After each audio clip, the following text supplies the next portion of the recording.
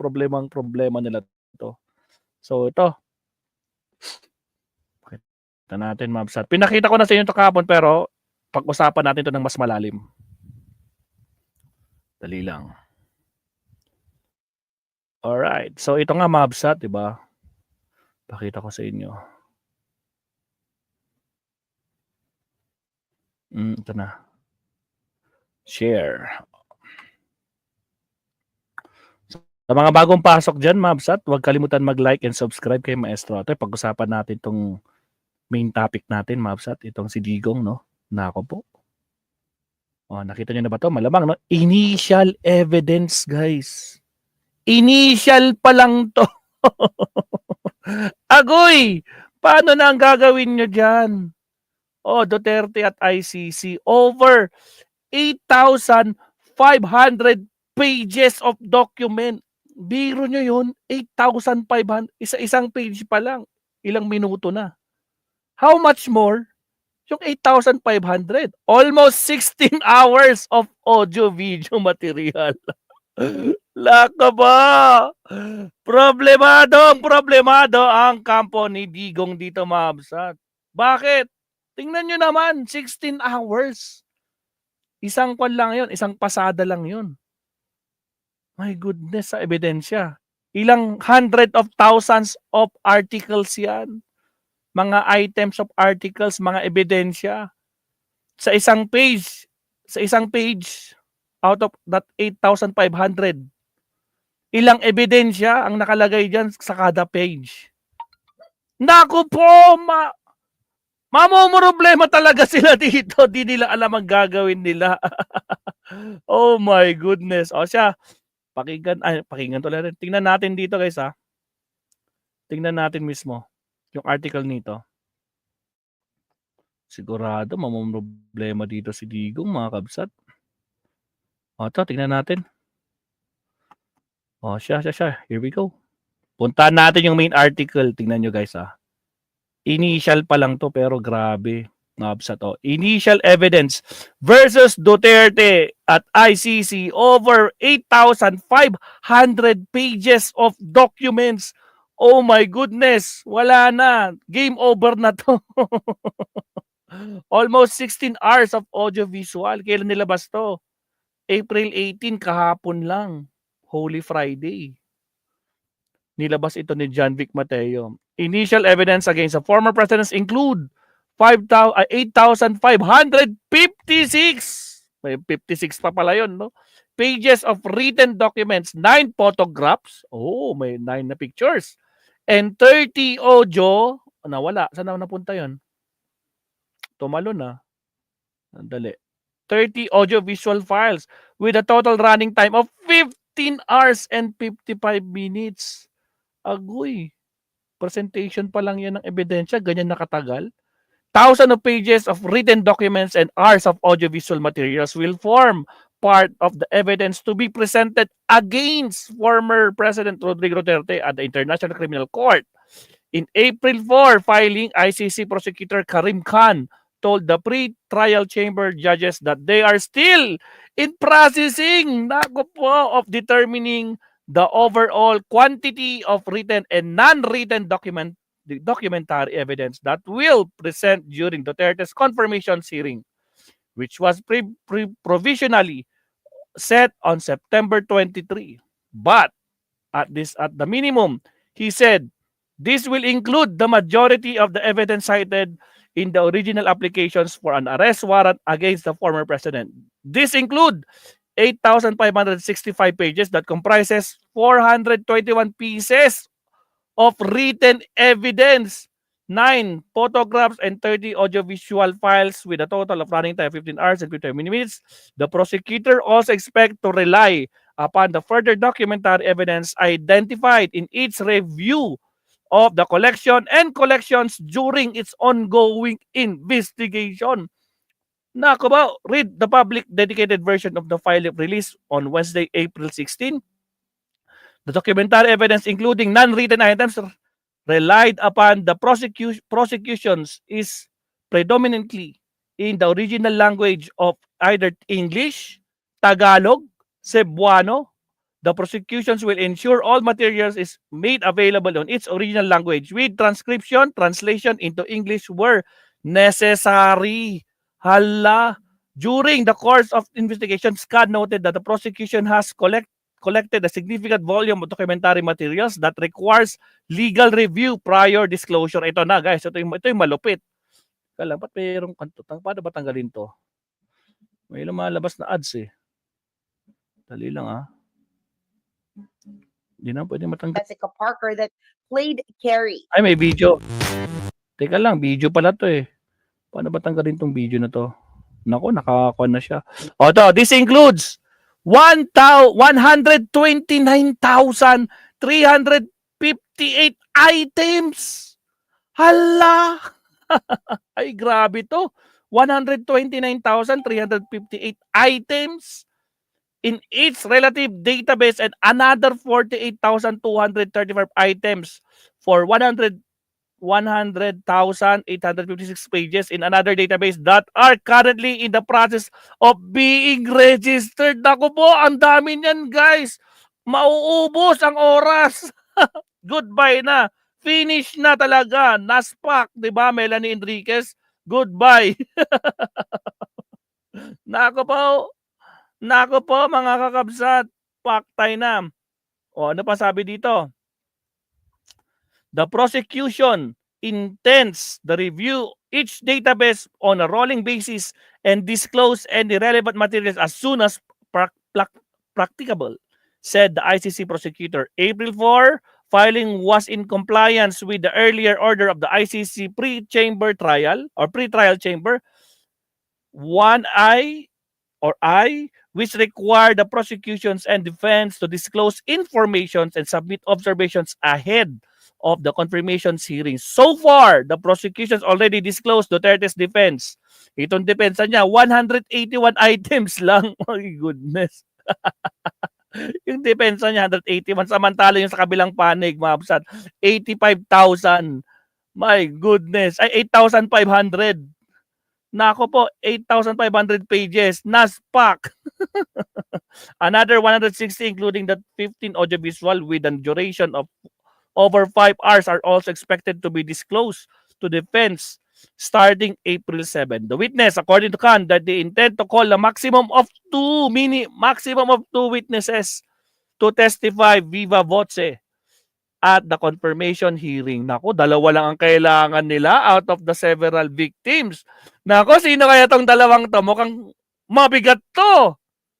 Ha? Mga kabsat, nako po, sino to? Mga star witness ba to? Malamang kilala natin to, no? He did not identify the said witnesses, nothing that may require protective measures in this event that they are called to testify. Khan said will also request the chamber to withhold the identity of the several witnesses. Individual risk assessments are in the process of each witnesses, those whose identity cannot be disclosed. Investigation, he said that it is ongoing and the prosecution intends to review and disclose any new evidence. Disclose mga bago ebidensya collected during these investigations on a rolling basis. The confirmation of charges hearing is part of the ICC procedures where pre-trial judges determine if there is enough evidence for the case to go to trial. If the charges are confirmed, the case will assign to the trial chamber where additional evidence may be presented. Naku, madadagdagan pa yun. Naka po. Paano na yan? Ang sama naman ng Holy Week talaga ni Digong, mga kabsat, problemado. Oh my goodness. Paano na yun? Tingnan nyo naman guys, oh. Oh, paano nila? Anong gagawin nila dyan? Ang laking problema na magarapata yan. Agoy! Paktay na! Oh my God! Paano na yan, mga... Lalo to, mayroon sinabi dito, ilang items, oh, ang dami, oh. 100... Ito. Includes 129,000 items and another 48,000 items. Hala! Ilan yan? 129? Tingnan natin. Ilang ebidensya yan? Hala ka ta! Wala nang lusot to. 129. 129,000 plus 48,000 or 48 177,000 plus 177,500. Oh. Hala mga kakabsat. Paano 'yan? Kaya pa ba? Kaya pa ba? Agoy! Problemado sila dito, 'di ba? Melanie Enriquez, Las Cañas Motomato. Oy, silang dalawa ba? Oy, nahulaan niya kaagad kung sino yung dalawang ko, no? Sila ba talaga? O hula-hula lang? Lako po. Grabe mga kabsat. Naspak manon. O siya, pakinggan naman natin to guys. Teka lang. O, meron to. 168,000. 168,000. Wait lang. Narinig ko to kanina. Pinapakinggan ko si... Wait. O, pakinggan natin to. Related to sa topic natin. Duterte babagsak sa 168,000 ebidensya ng ICC prosecution team. Kasama na ang pag-amin ni Digong sa Kongreso, sa Senado. Naku po! Hala, ano to? I-share na natin to. Bad, pasok! Oh my God. Like this vlog. Okay. Pasok. O, pakinggan natin si Bad Maabsat. Buenos dias. So topic niya, Duterte, babagsak na daw. Babagsak si Duterte sa 168,000 na ebidensya. Pero yung bilang natin kanina, ilang items yun? 177,500. Naku po, pero ito 168 ebidensya ng ICC prosecution team kasama ng pag-amin ni Digong. Kasama. So yun, kasama na. So 177. Paktay na. Sige, pakinggan natin si Bad. Damas y Caballeros. Ahead of Paktay talaga, smooth jazz. September, Wala na. ang prosecute. Teka lang, may na-signal ba? O guys, sa mga bagong pasok, huwag kalimutan mag-like and subscribe kay Maestro. Baka nakakalimutan nyo guys. Like and subscribe po tayo. Ilan na ba yung ating likes mga absat? Check ko lang. Kanina 51 eh. Wait, check ko lang saglit. Ayan. Maraming salamat po. Road to 91,000 na tayo guys. Konting push na lang. No, halfway na tayo sa 91,000. Maraming salamat po sa mga bagong pasok dyan at syempre sa lagi sumusuporta kay Maestro. Alright. Teka lang ha. Ilan na yung like natin? Hindi ko nakita. Mali yung pinasukan ko. Content dapat. Bakit live?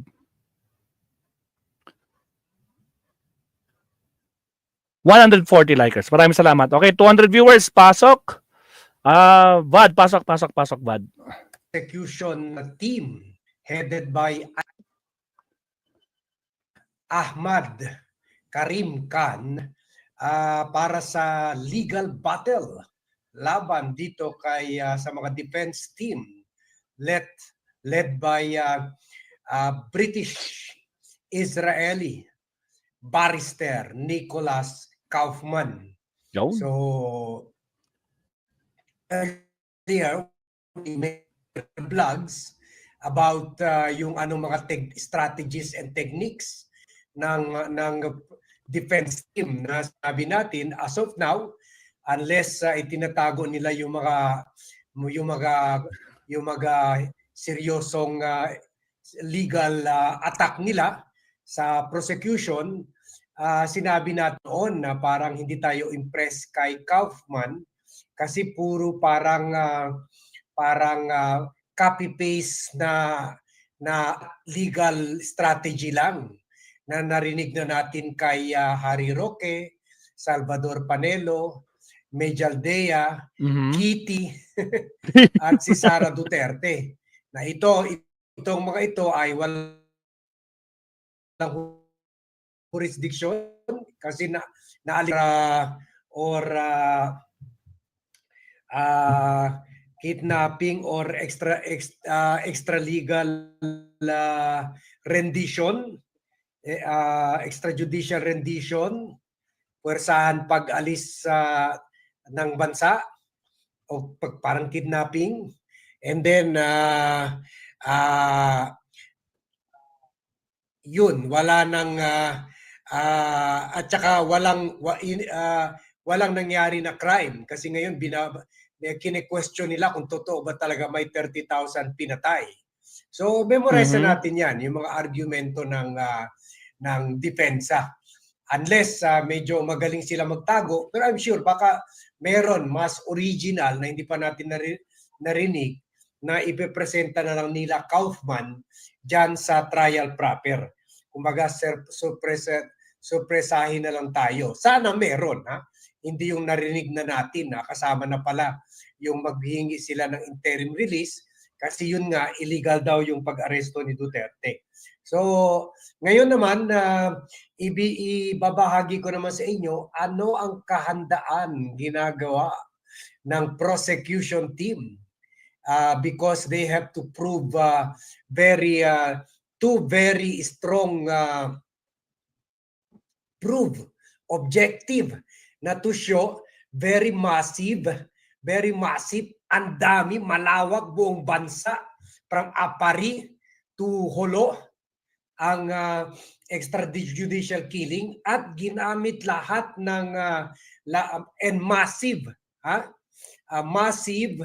widespread and also systematic. So widespread, alam na natin, from Apari to Holo, nangyari yung extrajudicial killings. And then systematic in a period of from 2011 to 2019, tuloy-tuloy ito. So ginamit ni Duterte systematic yung PNP, Department of Justice, kaya nadali si Laila de Lima. Ginamit rin yung Senado at Kongreso para patayin yung mga congressional investigation. At si Trillanes pa muntik na nila binalik sa kulungan. Kahit pardon na ito ng time ni Aquino. And then, ginamit rin yung mga CIDG, NBI. Kaya itong mga head nito, itong mga opisyalis dito sa opisina, mga opisina ito ay kasama rin sa kaso. Oy, thank you Polo Carpio for supporting independent and truthful blogging. At sa kwanya sa thumbnail niya, sinusuportahan niya ang party list ni Laila de Lima, mamamayang liberal. Kasama tayo diyan, Polo Carpio. And thank you for helping Laila de Lima. Na isa rin, baka magiging witness. Baka kasama dito sa 168,575 items. Grabe. To be presented. Kasama ng mga witnesses. Masakit sa loob yan. And documentary and testimonial or oral evidence and video evidence. 168,575 items. Wala nang tulugan yan. Under review, nasubmit na and still being reviewed. Lako pa. Ang dami niyan. Ang dami niyan. Kaya pala aabot ng 10 taon. Agoy! Tutubuan na ng buhok, kakapal ng buhok ni Kaufman. Hindi pa matapos i-review itong 168,575 Ay, grabe naman evidence items. Oh my goodness. Ang laki nito. Ang laki nito. At ang masakit, ang masakit long trial talaga yan. Malaking parte Christina, dito. long trial talaga yan. Very damaging testimony Oh my God. ni Duterte sa Senate hearing at saka sa both houses of Congress pa naman. Both houses of Congress. Wala the na talaga. Senate, the Philippine Senate, and the House of Representatives. The upper and lower. Ay, grabe ka naman, Chi. Naniniwala ka na sa forever. Oh my God. Lito Flores, shout out Kapsat. Tuwatawa na lang si Christina Laquata. Shout out. First time ako maniwala sa forever. Biro niya. 168,000 items. Pero yung bilang natin kanina, 177,500. 'Di ba? Gano'n kadaming items. Oh my God. Pinakita ko na sa inyo kanina, 'di ba? Anak naman ng kamote. Wala na. Mukhang 10 years nga mahigit pa. Hindi pa tapos yung hearing. Puro lang sila hearing ng hearing. 10 years na. Paktay. Kaya malaking problema to, guys. Problemado mga garapata dito. Alright, tuloy. House of Congress, Mm. the Philippine Congress, kung saan both hearings dyan, inamin niya na meron talagang DDS at siya ang namumuno dito. Meron talaga. Pati nga yung commander, tinuro, di ba? Yan. Oh, si Bato. Commander ko yan ng DDS. Putra, nilaglag sa Senado si Bato de la Rosa. Ay, wala akong kinalaman dyan. Nagbibiro lang si Tatay Digo. Alam niyo naman si Tatay Digo, papagbiro. Ano yon? Linis-linis ng kalat. Putragis, laglagan sila doon sa Senado eh. Putragis. Sige, tuloy. At kasama si Bato, kasama yung iba pang mga opisyalis dito. Siya mismo, extrajudicial confession. Pero ito, televised at klarong-klaro, binolunteer niya ito, hindi siya pinersa para gumawa ng pag-amin nito. At sinabi niya, ako ang sasagot dyan. Ako, ikaw na nga, o di ba? Ikaw na. Kaya i-share nyo to, lalo na doon sa mga nagmo-monitor, nag-aabang sa mga update dito sa ano na ba nangyayari sa prosecution side. Kasi medyo itong si Karim Khan, medyo hindi mahilig masyado sa media, di kagaya ni Kaufman, na syempre PR, kagaya ni Bat, litigation Oy mga kabsat, baka naman no, hindi pa nagla-like diyan. Igawin nating 200 yung like ni Maestro kabsat. 169 likes pa lang, baka naman. Mga kabsat, baka naman 169 likes pa lang. Baka naman kaya natin gawing 200 yung likes natin, mga kabsat. Baka lang naman. At syempre, maraming salamat. As of now, ilan na yung views natin? Nako po, 2,300 views. Maraming salamat po. As of now, 2,300 views. Okay, tuloy. Legal litigation expert na ginagamit talaga yung media pabor sa kanila. Kwan talaga at legal PR. So galing niya yan, crisis manager. Pero itong si Kamil Khan, bihira lang ito magsasalita. Pero pag nagsasalita ito, malaman at nakakagulat. So sabi ng tayo dito. Sabi ni Kamil Khan, yan meron na silang pinaghandaan. Initial pa lang ha. Second batch na ito kasi sa earlier batch nagsubmit na sila ng mga dokumento at saka yung mga ebidensya. Pero pinagtawanan lang ito nila. Meron kami 400 documents na ipipresenta pa. At meron kami 9 photos, siguro ito yung mga namatay o pagbibigay ng pera, ganun. Okay.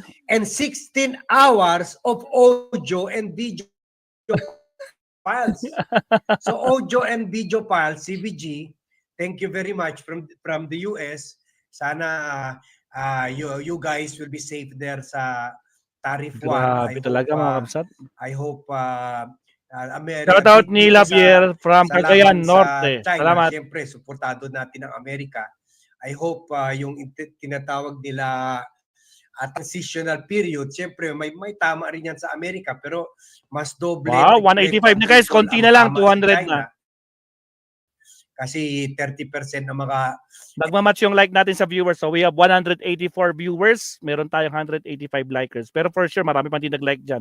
Baka naman, mabasat. Konti na lang. Road to 200 like na po tayo. Like po tayo guys. Wala pong bayad yan. Tuloy, bad.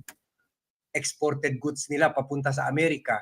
So, pero sa Amerika, kasi may mga electronic products galing rin karamihan sa China. So makaka-apekto rin ang Amerika ng konti. Pero I know, alam naman natin yung American spirit, they will rally behind their leaders. So they will work together to fight this economic battle. So good luck, ha? CBG, thank you. Thank you for the support sa VAT team. Yung. So sabi ni Karim Khan, meron sila 16 hours of video. So ito na yun, yung mga pag-amin ni Duterte sa Senado at Kongreso, Baktay na. yung mga speeches niya, papatayin ko kayo, I love my country, papatayin ko kayo. Baktay na. Lahat yan. And lahat itong mga speeches ay produced and broadcasted by the Presidential Communication Office, by PTV4, by Radyo ng Bayan, sa online, sa media, pinick up ng ABS-CBN, GMA7, Inquirer News, lahat ng mga major networks pinick up nito, News 5, yan, lahat yan. Ha? So, yan. At ang maganda dyan, si Duterte mismo ang naggumagawa ng declaration na papatayin ko kayo even as president.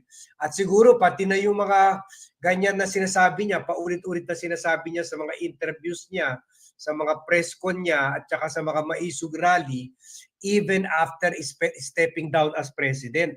Tuloy-tuloy pa rin niya yan sinasabi yung mga na siya sasagot kasi nagsisip-sip siya sa military and police. So tuloy-tuloy pa rin yung mga speeches niya na siya ang ultimately may responsibilidad dyan. So mahirap baliktarin or i-overturn yung mga ebidensya na yan. So ito mga ito ay gagamitin laban kay Duterte. Ito pala mga initial documents, itong 421 documents, 9 photos, and nearly 6 hours of audio and video. Yung mga initial evidence pa lang ito na i-process na nila. Na-i-process na nila. At kasama ito sa hundreds of thousands na ebidensya na nakalap nila laban kay Duterte. So tingnan natin 168,000 ang na-process pa lang nila 421 documents of the 168, 41 documents, 9 photos, are nearly 16 hours of audio and video. At ito ay member of the ICC sa 30 years. September 23. Parusa talaga, no? Ilang taon na siya doon pag 30 years? So, 110. Aabot pa kaya si Tatay Diggs ng 110 sa tingin niyo, Mabsat? Nako pa. Hello, Lokwata, God bless, sabi ni Ma'am Seal. Naalala ko, bumabagsak na ang jet fighters ng China bago yan. Bakit nagsasarili bumagsak? Gumagawa sila ng submarine. Ilang namatay doon. Ibig sabihin, mahinang defense ng China. Paktay tayo dyan. Sige, tuloy. At, no, confirmation charges pala ang tawag dito. Confirmation of charges hearing. Ito, confirmation of charges hearing would determine whether the court would to Duterte for murder as a crime against humanity in connection with his war on drugs. Doon sa kanila para lang makita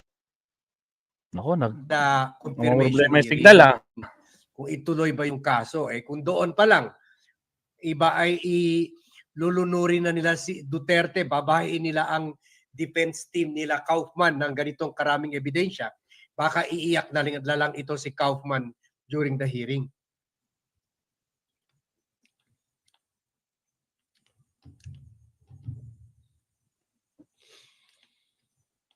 At earlier, yun nga, noong April 4, nag-file na rin sila ng mga initial documentary evidence. At pinakita na rin ito sa prosecution na pinagtawanan lang nga ang initial evidence. So, ito, ang 31 evidence, equivalent to 65 pages.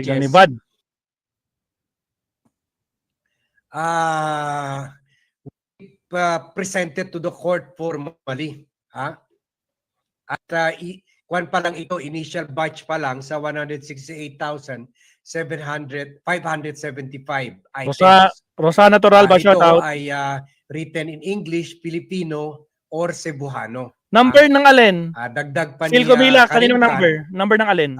the prosecution will ensure all materials is made available in its original form, original language, with translation into English where necessary. So yun, ito yung mga kwan, ito yung mga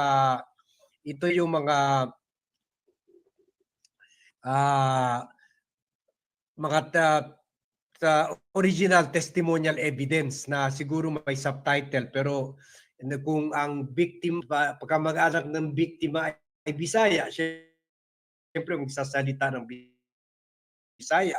Kung Bicolano, siyempre Bicolano. Kung Tagalog, Tagalog, ha? Oy, thank you ha, Daisy Kabanding, for the support sa VAT team. Sabi niya, mabuhay kabad. Sana hindi ka magsawang mag-vlog. Thank you. I really need this kind of support, Daisy, kasi minsan natatamad na rin tayo.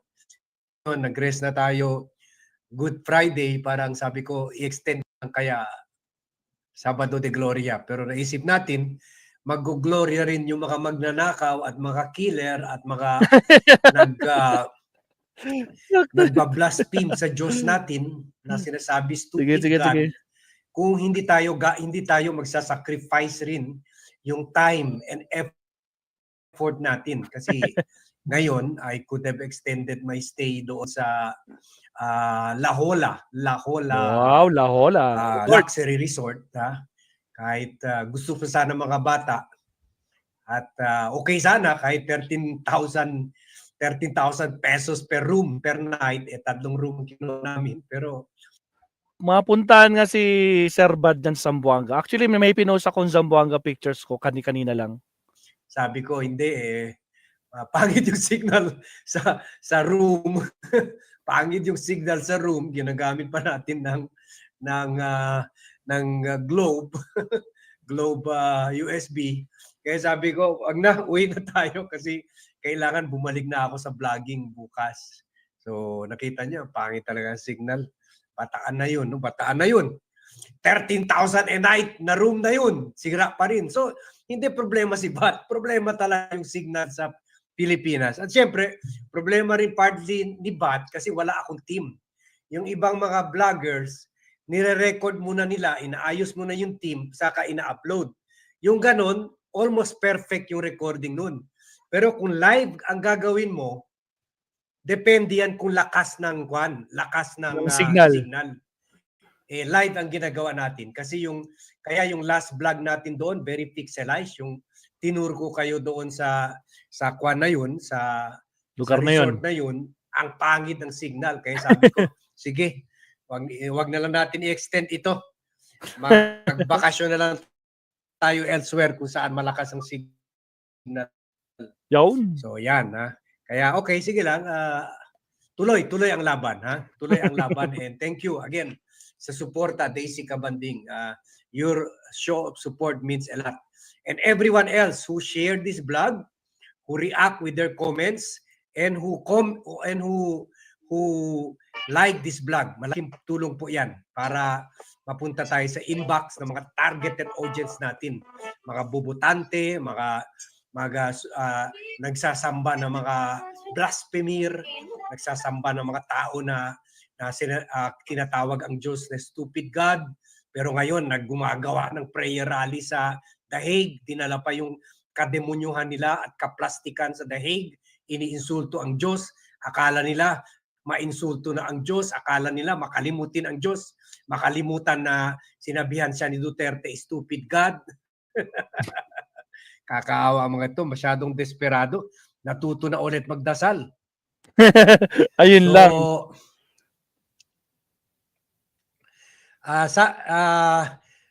Sabi pa ni Khan, itong second batch of documents comprising of 421 pieces of evidence, equivalent to 8,565 pages, 9 photograms, and almost 16 hours of audio and video recording ay second batch pa lang ng ebidensya sa nasubmit na nila una. Yun nga, yung sinubmit nila Oh, una, second batch pala yan. pinagtatawanan ng mga Duterte.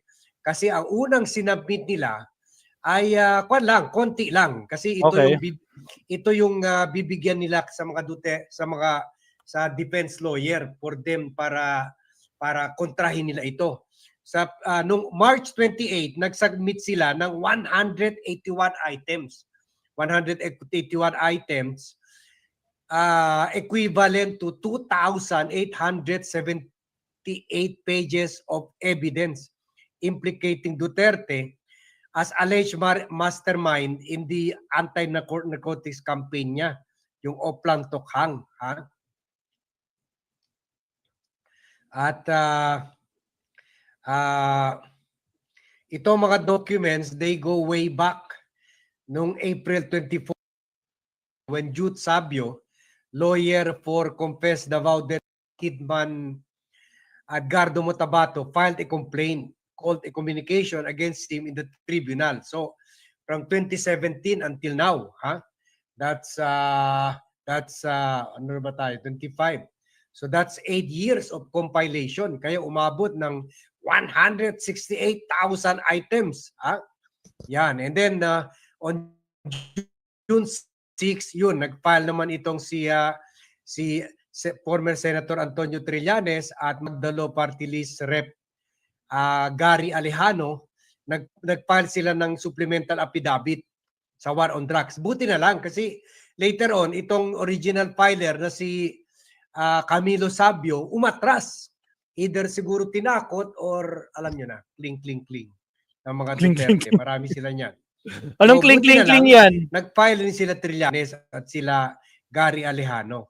At later on pala guys, I will play yung video ni Trillanes. Alam ko yung iba sa inyo napanood na yun. Pero ang difference lang ay mamaya bibigyan natin ng commentary while kung ano ba talaga ibig niya sabihin sa video niya. We will give you background and analysis sa video niya. So watch out for it mamaya. Mamayang lunch or mamayang hapon.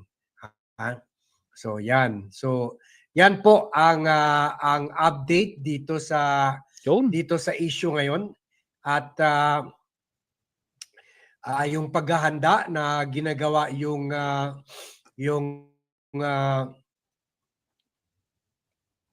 ng prosecution team at ayaw rin ni Kan na sabihin kung sino ba talaga yung mga unang ipipresenta na witnesses.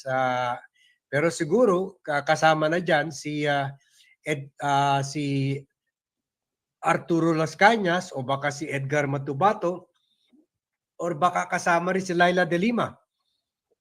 Tingnan natin at saka yung mga kamag-anak na mga biktima. Yan. At syempre siguro ipe-play rin dyan yung mga video ni Duterte na sinasabi, papatayin ko kayo. And then I take full responsibility sa mga killings. O yan, no? So yan po ang update on this issue for today. Before we end, gusto na natin pagsalamatan yung mga una nag-join sa atin. Okay na. Salamat, Sir Van. Thank you. No, halos pares tayo ng update yung binasa natin kanina, no. Nabiro mo 8,500 na pages of document comprising of 177,000. Pero dito kay Vad 168. Grabe. Wala nang tulugan yun mga kakabsat. Malaking problema yon sa kanila. Talaga problemahin ng mga garapata to. Hindi na talaga nila alam ang gagawin nila for sure, no? Biro mo doon pa lang sa paghahain ng mga articles o mga items of mga evidences, nako po. Masakit na sa ulo nila. Tapos dalawa lang yung star witness nila diyan. Nako, sino kaya yung dalawang yon? Edward La Chica, sino yon? Elvira Gutierrez, sino yon? Sa tingin nyo, mayroon, who knows? Natin, no? Balay mo, magkatotoo yung sinasabi ni Madam na si Kwan daw. Sino na yan? Si Motobato daw, tsaka si Las Cañas daw yun. Hello. Nako po, sila lang dalawa daw pwede maging star witness dyan kay Digong. So, ayan mga kapsat, yan po update natin. Anong oras na? 1:45. Prepare na tayo. Punta rin tayo sa dagat mga kapsat kasi ngayon is Sabado de Gloria, piyesta ng mga dagat. Sigurado, dami tao sa dagat. So, mag-sunset tayo sa dagat ngayon from Baguio. Tayo ng dagat. Pinakamalapit siguro, La Union. Pag hindi, Pangasinan. Kaya pa. Aabot tayo ng at least 3 hours na biyahe pag Pangasinan. 2 hours naman pag Baguio, kasama na yung mga paghahanapan ng mga resort dyan. Alright, so thank you very much, Ramsat. Again, sa mga bago pasok, huwag kalimutan mag-like and subscribe. At syempre, shoutout po sa lahat ng mga nandito mula pa kanina. Almost 1 hour, 12 minutes tayo magkakasama. So thank you very much, Ramsat. Ito lang naman ang topic natin, Ramsat. No? Malaking problema ng mga garapata ngayon kasi hindi nila alam magagawin nila. Sa patong-patong na 8,500 pages of document. Nako po, masakit sa kanila to. Alright. Na Black Saturday talaga sila dito. Alright? So, hindi ko sure kung makakapag-live ako mamaya kasi nga, makakauwi na ako medyo late at night. Kung hindi man, baka doon ako sa dagat mag-live mamaya. Pakita ko sa inyo ang sitwasyon ng dagat. Alright? So, thank you very much. Maestro Paul is signing off. Hanggang sa muli, kita-kits tayo sa ating next live stream. Maraming salamat po. Huwag kalimutan mag-like and subscribe. Maraming salamat. Ay, Mio, nandiyan ka pala. Shout out. At siyempre, paalam po. Thank you very much. Happy Black Saturdays, piyesta ng mga dagat. Paalam, Maestro Paul TV. Babush!